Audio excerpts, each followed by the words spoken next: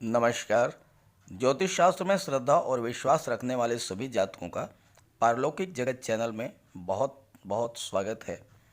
आज के इस वीडियो में हम बात करेंगे कुंभ राशि के जातकों के लिए अक्टूबर का महीना कैसा रहेगा, क्या होगा ग्रहों का प्रभाव आपके जीवन पर और हम क्या कर सकते हैं ग्रहों को अपने अनुकूल करने के लिए।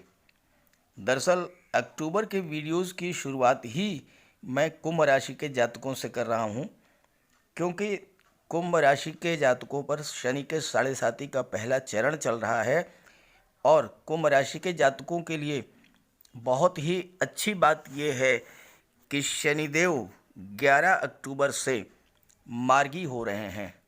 अभी तक शनिदेव वक्री अवस्था में थे और वक्री अवस्था में ग्रह स्लो हो जाते हैं, आपके जीवन को भी स्लो कर देते हैं। लेकिन अब आपके जीवन में जो स्लो मोशन की स्थिति बनी हुई थी वह बिल्कुल समाप्त होगी और जीवन की गाड़ी फुल स्पीड से दौड़ेगी। बात करेंगे आपकी इनकम, आपके लाभ, धन और बचत, आपके इन्वेस्टमेंट, आपके सुखों के बारे में, संतान और शिक्षा के बारे में, रोग, ऋण, शत्रु और विघ्न बाधाओं के बारे में, आपका पारिवारिक जीवन कैसा होगा, व्यापार के बारे में, साथ ही साथ भाग्य और करियर, जॉब, प्रोफेशन के बारे में भी बात करेंगे। और वीडियो के अंत में आपको बताएंगे उपाय और सावधानियां, साथ ही साथ आपके कमेंट्स के भी उत्तर देंगे, आपकी शंकाओं के भी समाधान करेंगे। तो चलिए वीडियो शुरू करते हैं। तो ये है कुंभ राशि के जातकों की कुंडली। आपके कुंडली में अक्टूबर के महीने में 4 ग्रह राशि परिवर्तन कर रहे हैं। सूर्य 17 अक्टूबर को तुला राशि में गोचर करेंगे और तुला राशि में सूर्य नीच के हो जाते हैं। शुक्र 2 अक्टूबर को आपकी कुंडली के कर्म भाव में गोचर कर रहे हैं। मंगल 22 अक्टूबर को भाग्य भाव में गोचर करेंगे। बुध जो कि 10 दिनों के लिए तुला राशि में गोचर कर रहे थे, 2 अक्टूबर को वापस स्वराशि कन्या राशि में गोचर करेंगे।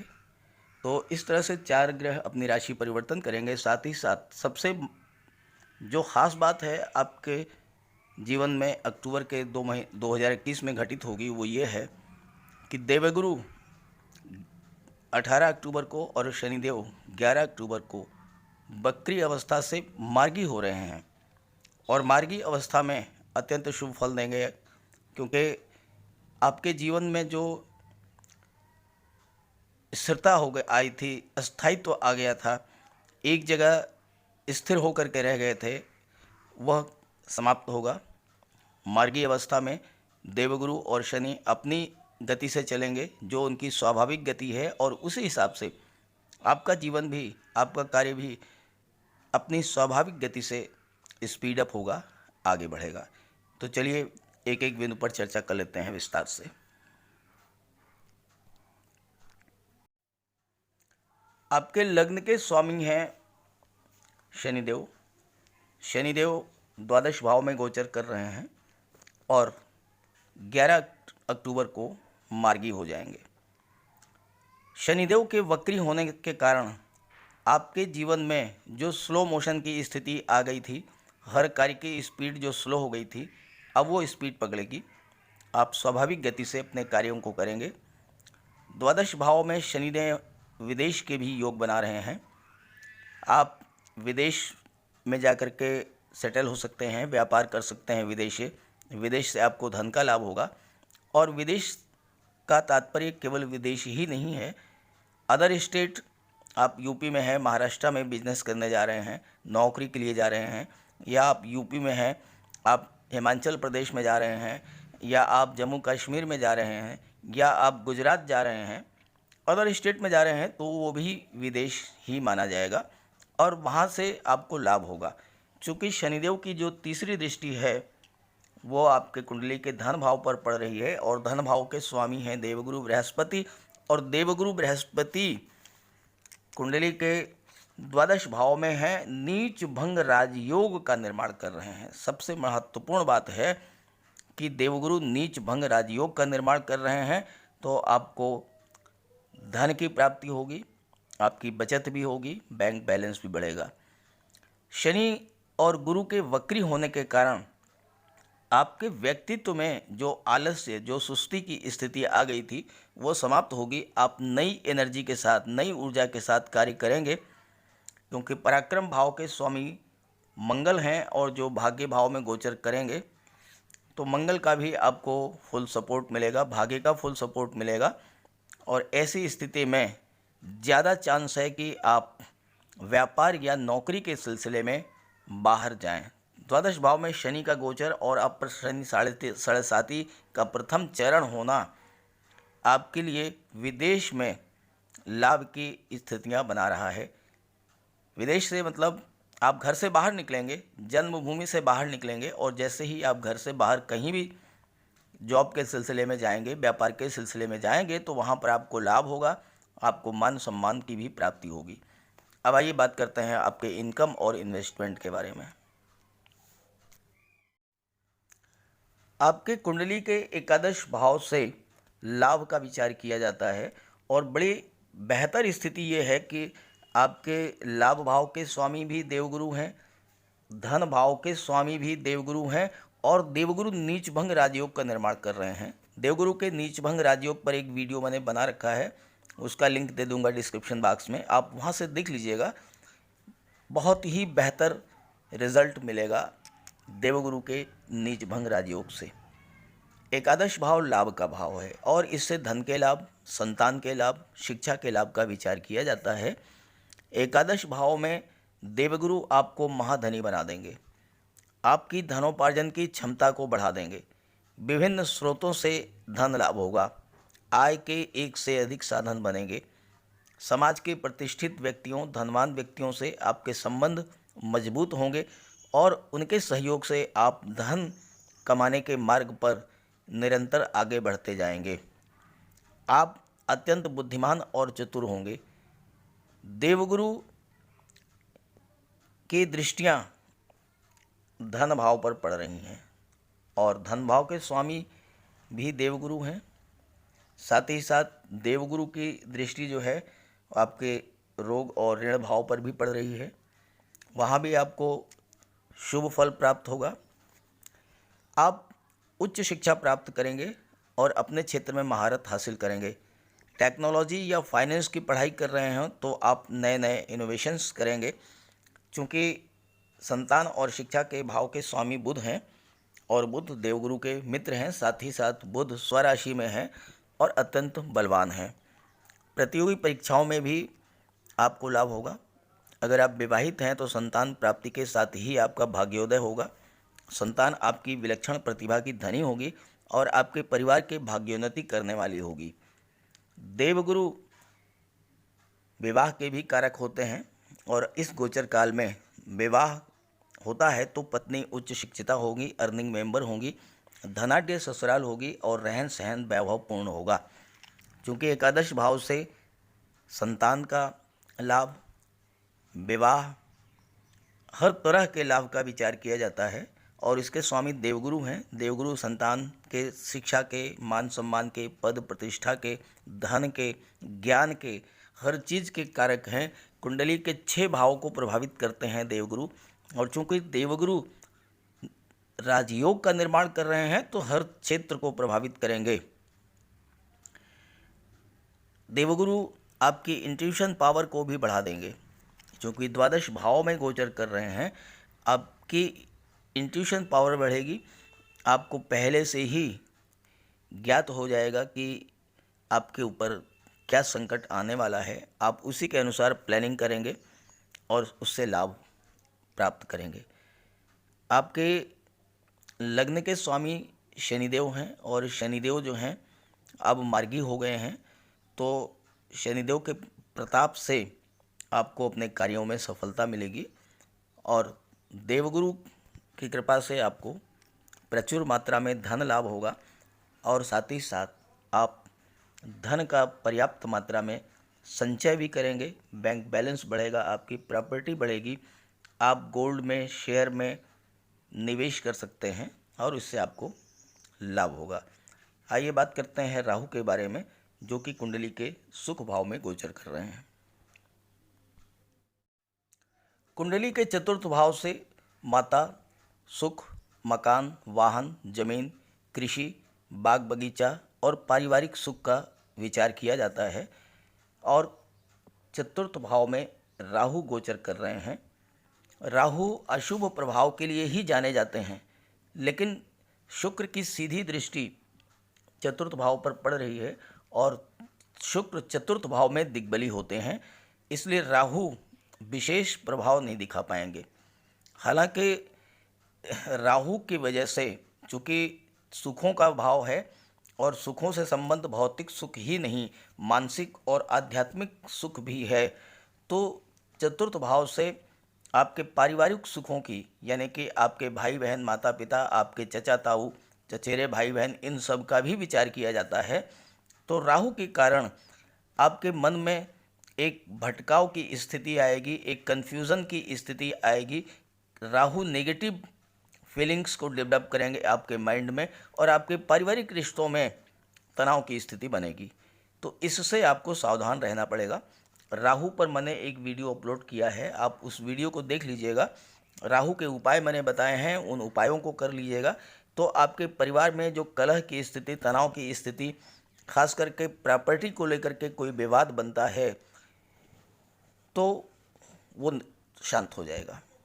राहु आपके पारिवारिक संबंधों को खराब करेंगे और साथ ही साथ धन संपत्ति के संबंधी विवाद भी उत्पन्न करेंगे। लेकिन यहाँ पर सोचने वाली बात ये भी है कि चतुर्थ भाव के स्वामी जो हैं वो शुक्र हैं और शुक्र की सीधी दृष्टि चतुर्थ भाव पर पड़ रही है।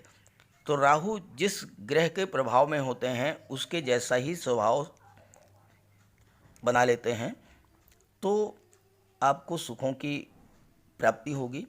धन, वैभव, ऐश्वर्य, इन सुख, इन सब के कारक शुक्र हैं और शुक्र आपके कर्म भाव में गोचर कर रहे हैं, चतुर्थ भाव पर दृष्टि डाल रहे हैं, तो आपको हर तरह के सुखों की प्राप्ति तो होगी। भौतिक सुख आपको सब मिलेंगे, मकान, जमीन, जायदाद, वाहन, और शुक्र के कारण आपके घर में तरह तरह की सुख सुविधाओं को बढ़ाने वाले साधन, एसी है, फ्रिज है, वॉशिंग मशीन है, ओवन है, या वाहन भी आप खरीद सकते हैं। इन सब का तो आपको लाभ होगा। आर्थिक दृष्टि से स्थिरता भी आएगी, लेकिन राहु की वजह से आपके मन में लालच आ सकता है, इससे आपको बचना होगा।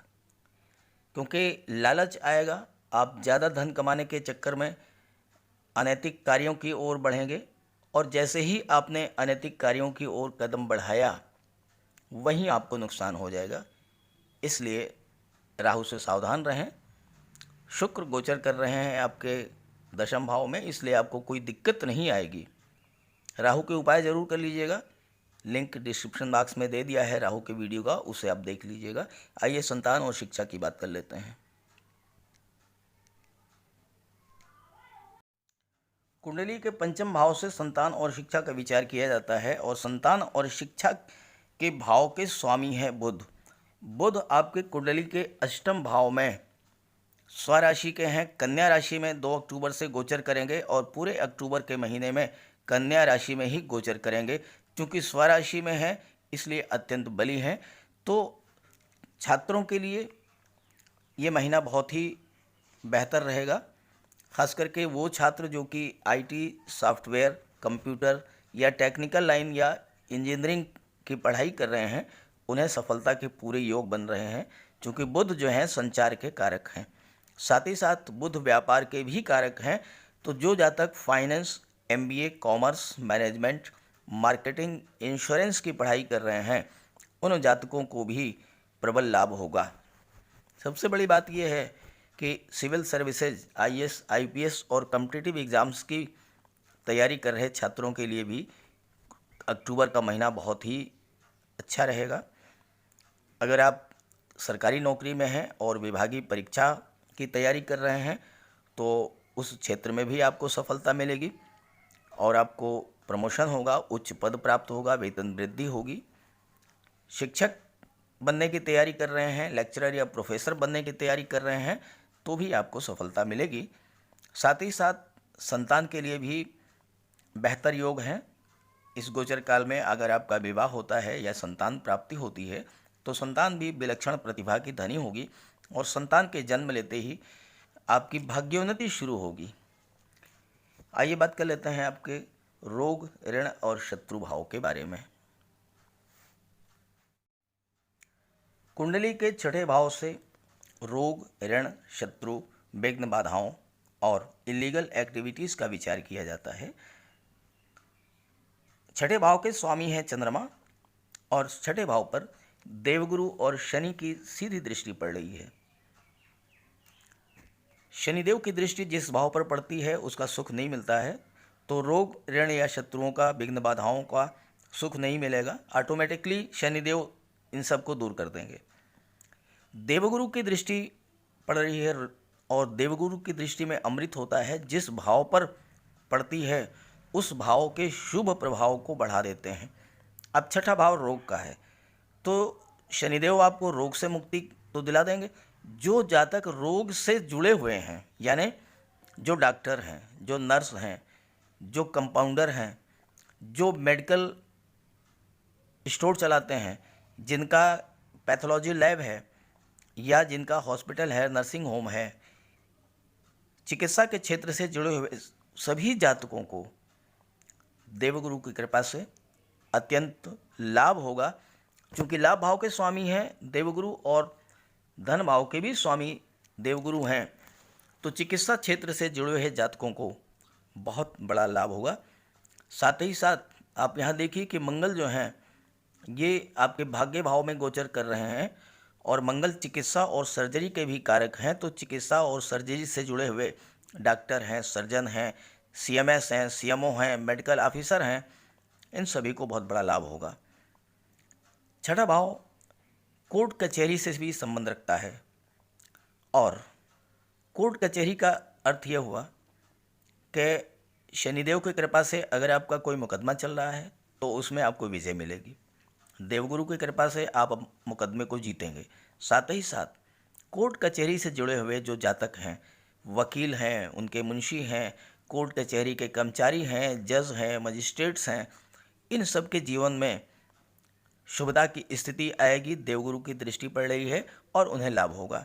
ऋण की बात करें तो ऋण आपको बैंकों से मिलता है, ब्याज बट्टा गिरवी का जो कार्य करते हैं उनसे मिलता है। तो अगर आपको अच्छे कार्यों के लिए ऋण की आवश्यकता है तो आपको ऋण मिलेगा। उच्च शिक्षा के लिए, शादी ब्याह के लिए, किसी धार्मिक आयोजन प्रयोजन के लिए अगर आपको पैसे की ज़रूरत है तो बैंकों से आसानी से ऋण मिल जाएगा और अगर ऋण है आप पर तो वो उतर जाएगा।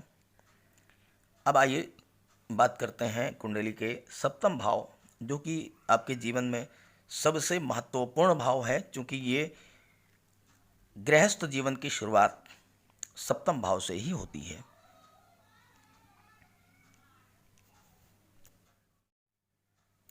देखिए, सप्तम भाव से आपके family life, love life, partnership का विचार किया जाता है और पंचम भाव के स्वामी हैं सूर्य।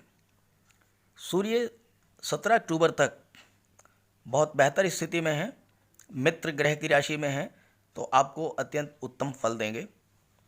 आपके फैमिली लाइफ में बहुत अच्छा रहेगा। लव लाइफ आपकी विवाह में कन्वर्ट हो सकती है। व्यापारिक क्षेत्र में आपको बहुत सफलता मिलेगी। पार्टनरशिप में आपको लाभ होगा। लेकिन 17 अक्टूबर को सूर्य तुला राशि में गोचर कर जाएंगे। 17 अक्टूबर से आपको सावधान रहना होगा, क्योंकि तुला राशि में सूर्य नीच के हो जाते हैं और नीच की स्थिति में आपको आपके पारिवारिक जीवन में तनाव की स्थिति बना देंगे, कलह की स्थिति बना देंगे। व्यापारिक पार्टनर से आपको संबंध खराब हो सकते हैं। तो 17 अक्टूबर तक आपको कोई दिक्कत नहीं है, लेकिन 17 अक्टूबर के बाद चूंकि सूर्य नीच के होंगे तो विशेष सावधानी बरतने की, उसके लिए आप उपाय कर लीजिएगा। सूर्य के उपाय मैं अभी आगे बताऊंगा, जब उपायों का चैप्टर शुरू करूंगा तो उसमें मैं आपको बता दूंगा कि सूर्य के लिए आपको क्या उपाय करना है। वो आप उपाय कर लें तो आपका पारिवारिक जीवन जो है वो सुखद बना रहेगा, व्यापार में भी प्रगति होगी। आपकी कुंडली के अष्टम भाव, जहाँ से कि मृत्युतुल्य कष्ट का विचार किया जाता है, कमर के नीचे के रोगों का विचार किया जाता है, लेकिन साथ ही साथ आध्यात्म, ज्योतिष, पराविज्ञान, रिसर्च और अनुसंधान का भी विचार किया जाता है। भूमि के नीचे के दबे हुए पदार्थों का विचार किया जाता है। और आपकी कुंडली के अष्टम भाव में तीन तीन ग्रह गोचर कर रहे हैं। बुध 2 अक्टूबर से पूरे महीने छठे अष्टम भाव में गोचर करेंगे। सूर्य 17 अक्टूबर तक और मंगल 22 अक्टूबर तक गोचर करेंगे। मंगल से सावधान रहना है। मंगल चूंकि सर्जरी के कारक हैं, मंगल दुर्घटना के कारक हैं, तो छठे भाव में मंगल के होने से 22 अक्टूबर तक आप वाहन चलाने में विशेष सावधानी रखेंगे।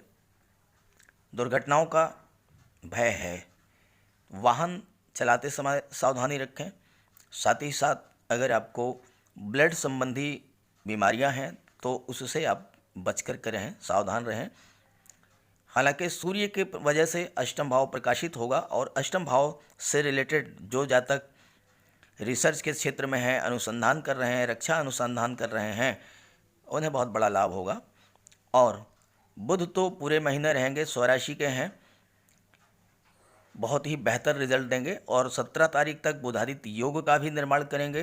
तो ऐसी स्थिति में चूँकि अष्टम भाव जमीन से नीचे के दबे हुए पदार्थों का भी है, तो वो जातक जो कि metal and medicines, chemical product, petrol, diesel, gas, mines and minerals के कार्य से जुड़े हुए हैं, उनका उत्पादन करते हैं, विक्रय करते हैं, उन्हें बहुत बड़ा लाभ होगा। जो जातक पुरातत्व, रिसर्च, ज्योतिष अनुसंधान और रक्षा अनुसंधान से जुड़े हुए हैं, उन्हें भी बहुत बड़ा लाभ होगा। साथ ही साथ automobiles, transport, scrap, manufacturing sector, land and building material, construction work, इन सब को भी बहुत बड़ा लाभ होगा। और जो डॉक्टर हैं, सर्जन हैं, चिकित्सक हैं, चिकित्सा के क्षेत्र से जुड़े हुए हैं, 22 अक्टूबर तक मंगल के प्रभाव से उन्हें बहुत बड़ा लाभ होगा। आइए बात कर लेते हैं आपके भाग्य भाव की। कुंडली के नवम भाव से भाग्य का विचार किया जाता है, धर्म का विचार किया जाता है, धार्मिक कार्यों का विचार किया जाता है। और सूर्य चूंकि पिता के कारक हैं, लेकिन भाग्य भाव में गोचर करेंगे 17 अक्टूबर को और नीच के हो जाएंगे, तो इसलिए आपको थोड़ा सावधान रहना होगा। सूर्य पिता के कारक हैं तो पिता के स्वास्थ्य में दिक्कत आ सकती है। भाग्य का सपोर्ट भी उतना अच्छा नहीं मिलेगा।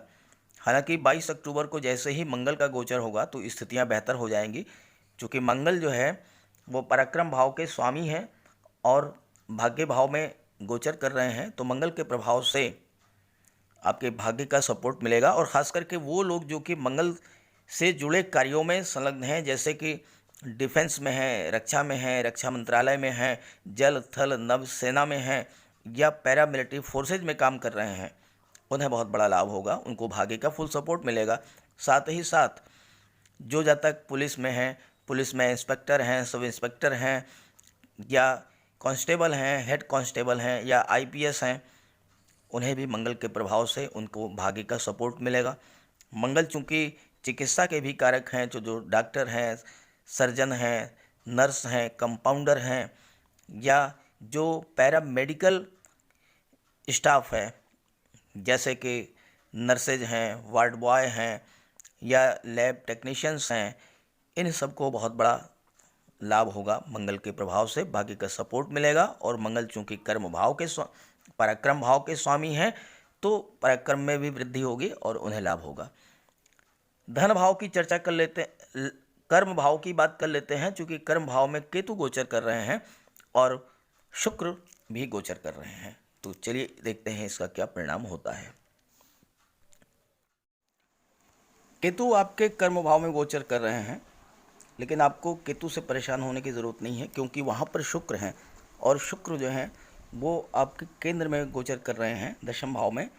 तो शुक्र केतु के प्रभाव को मैनेज कर लेंगे। दूसरी बात, केतु आकस्मिकता के सर्वाधिक कारक हैं, तो शुक्र के प्रभाव से आपको ऑल ऑफ सडन कर्म क्षेत्र में कोई बड़ी उपलब्धि हासिल हो सकती है।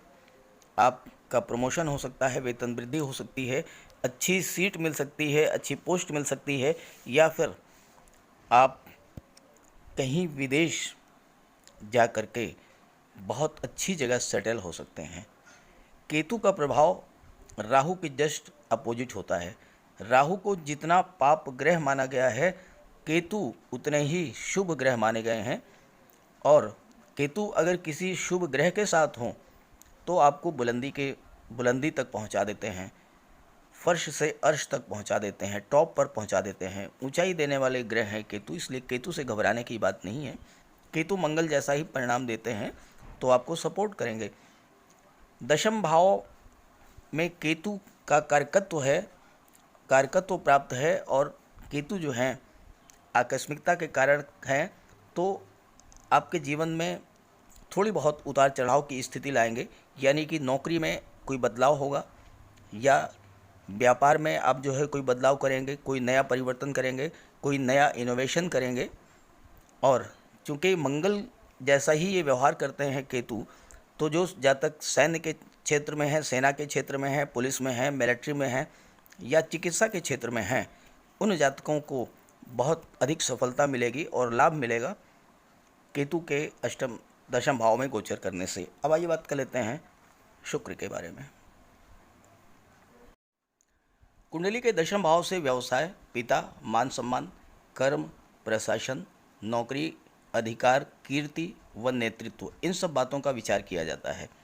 दशम भाव में शुक्र आपके प्रभाव क्षेत्र में वृद्धि करेंगे, आपकी सामाजिक प्रतिष्ठा में वृद्धि करेंगे, आपको नाम यश प्राप्त कराएंगे और साथ ही साथ आपके कार्य क्षेत्र में नई उपलब्धियां लेकर के आएंगे।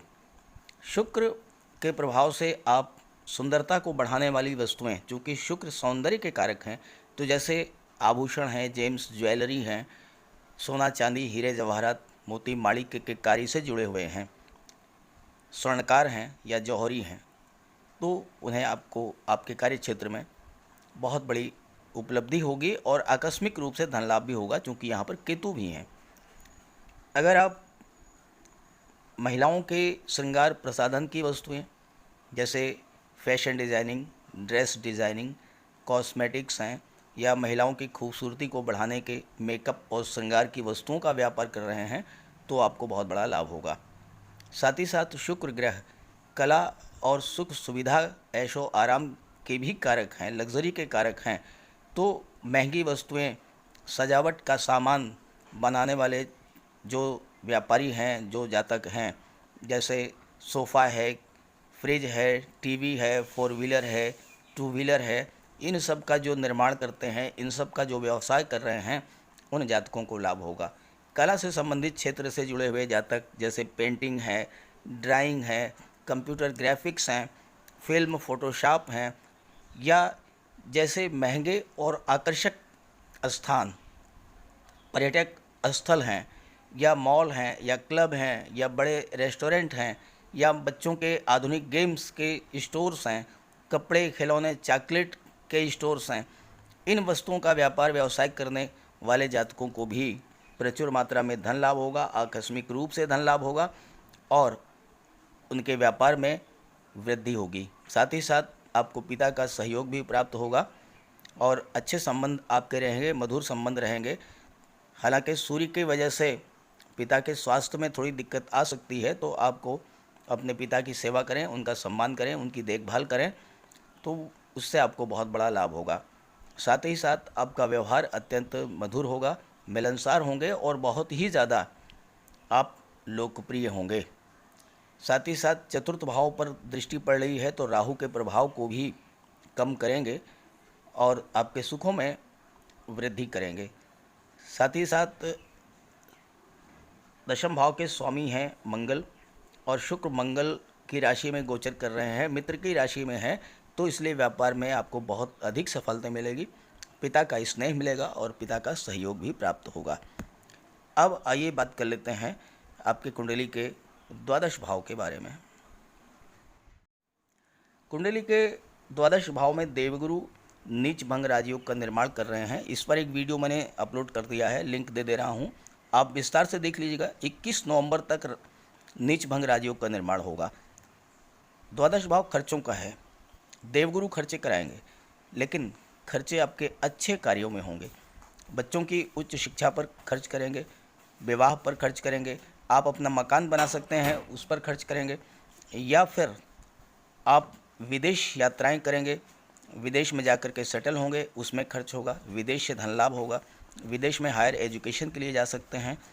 और साथ ही साथ देवगुरु की दृष्टि, जैसा मैंने अभी आपको बताया है कि छठे भाव पर पड़ रही है, तो आपको रोग ऋण शत्रुओं से तो मुक्ति दिलाएंगे ही, साथ ही साथ जो जातक चिकित्सा के क्षेत्र में जुड़े हुए हैं, जो न्यायपालिका के क्षेत्र में जुड़े हुए हैं, उन जातकों को भी प्रचुर लाभ होगा।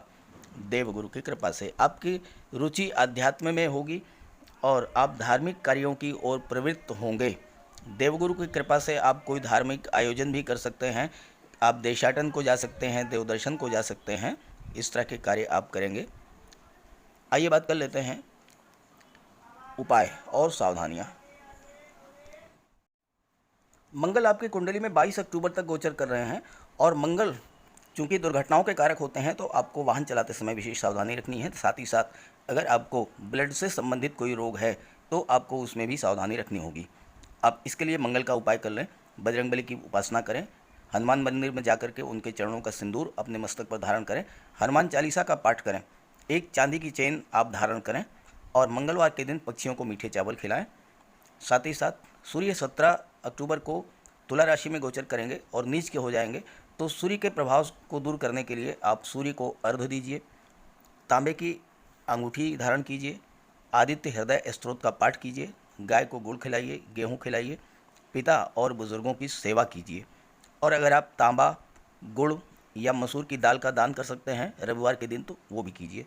सूर्य नमस्कार कीजिए, जल में लाल फूल या केसर डाल करके स्नान कीजिए, तो सूर्य के अशुभ प्रभाव से आपको मुक्ति मिल जाएगी और सूर्य की वजह से आपको किसी तरह का कोई कष्ट नहीं प्राप्त होगा। शुक्र के लिए शुक्र बहुत ही अच्छी स्थिति में है। माता लक्ष्मी की पूजा करें, महिलाओं का सम्मान करें। और बुध के लिए आपके घर में कोई कन्या होगी, आपकी पुत्री, आपकी बहन या आपकी भतीजी, आप उसको कोई न कोई उपहार देते रहें। और किसी शुभ कार्य के लिए अगर घर से बाहर निकलें तो कुछ पैसे, मिठाई या वस्त्र या कोई उपहार दे करके निकलें। रास्ते में गाय मिले तो उसे गुड़ खिला दें, कोई किन्नर मिले तो उसे कुछ पैसे दे दें, तो आपका वो कार्य सिद्ध होगा। अब आइए बात कर लेते हैं आपके कमेंट्स के बारे में। मेरे पिछले वीडियोस पर आपके जो कमेंट्स प्राप्त हुए हैं उनमें से ज़्यादातर कमेंट्स जो हैं वो इस बात से संबंधित हैं कि व्यापार में घाटा हो रहा है, नौकरी में दिक्कत आ रही है, नौकरी में वर्कलोड ज़्यादा है, आपके विरोधी आपके खिलाफ षड्यंत्र कर रहे हैं या बॉस से आपके संबंध खराब हो रहे हैं। प्रतियोगी परीक्षाओं में आप लगातार कोशिश कर रहे हैं, अंत तक लास्ट स्टेज तक पहुंचते हैं, लेकिन 1-2 नंबर से आप रह जाते हैं और असफल हो जाते हैं। स्वास्थ्य संबंधी दिक्कतें हैं, धन की हानि हो रही है, कोर्ट कचहरी के चक्कर। तो ये सारी समस्याएं केवल और केवल राहु के कारण होती हैं, चूँकि राहु सर्वाधिक अशुभ प्रभाव देने वाले ग्रह हैं। आप देखिए कि आपकी कुंडली में राहु की क्या स्थिति है। या तो राहु की महादशा चल रही होगी या अंतर्दशा चल रही होगी, या राहु अशुभ भाव में होंगे या अशुभ ग्रहों के प्रभाव में होंगे, और इसकी वजह से आपको जीवन में तरह तरह के कष्ट मिल रहे हैं। राहु के उपाय कर लें। राहु पर वो एक वीडियो मैंने अपलोड किया है, उसका लिंक दे दूंगा डिस्क्रिप्शन बॉक्स में। आप राहु के उपाय देख लीजिए, राहु के उपाय कर लीजिए, निश्चित रूप से लाभ होगा, आपका कष्ट दूर होगा।